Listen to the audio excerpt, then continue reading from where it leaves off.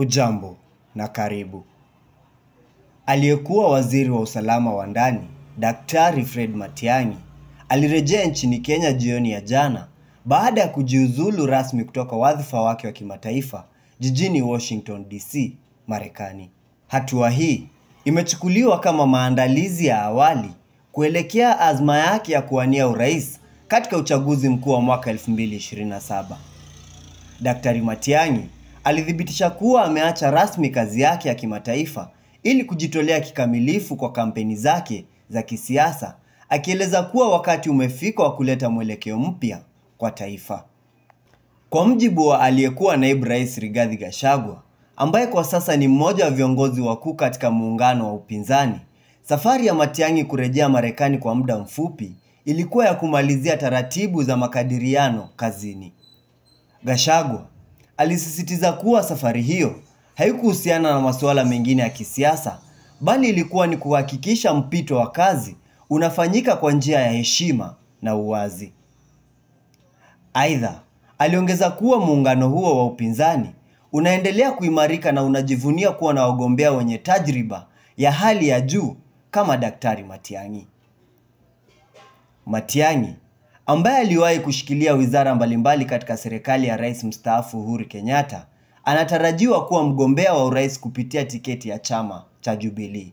Vyanzo vya kuaminika vimeeleza kuwa uteuzi wake unalenga kuunganisha upinzani na kuzuia Rais William Ruto kupata muhula wa pili.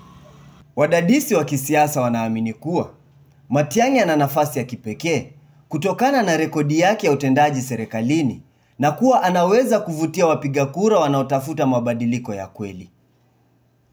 Kinyang'anyiro cha urais wa mwaka 2027 kinaonekana kuwa moto, huku mikakati ya mapema ikianza kuonyesha mwelekeo wa ushindani huo.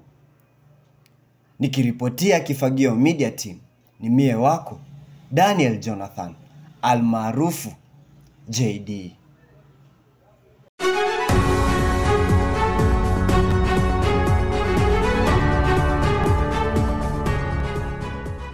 Je, taka zimekuwa changamoto katika eneo lako? Kifagio Garbage Collectors ndio suluhisho unalohitaji. Tumejitolea kuhakikisha mazingira yako yanabaki safi na salama. Kwa nini utuchague? Timu yetu imebobea kwa ukusanyaji na utunzaji wa taka kwa njia rafiki kwa mazingira. Tunatoa suluhisho linalolingana na mahitaji yako, iwe ni nyumbani, kazini au kwenye taasisi. Tunatoa huduma zifuatazo: usafi wa kila wiki na mara moja kwa mwezi, usafirishaji wa taka kubwa bulk waste, taka zinazoweza kurejelewa, ulinzi wa mazingira kwa kila hatua tunayochukua. Tupigie leo na ujiunge na familia ya mazingira safi.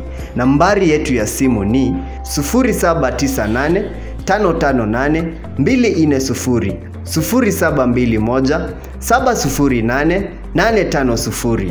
Kifagio Garbage Collectors, tukusafishie taka, tukuwekee tabasamu.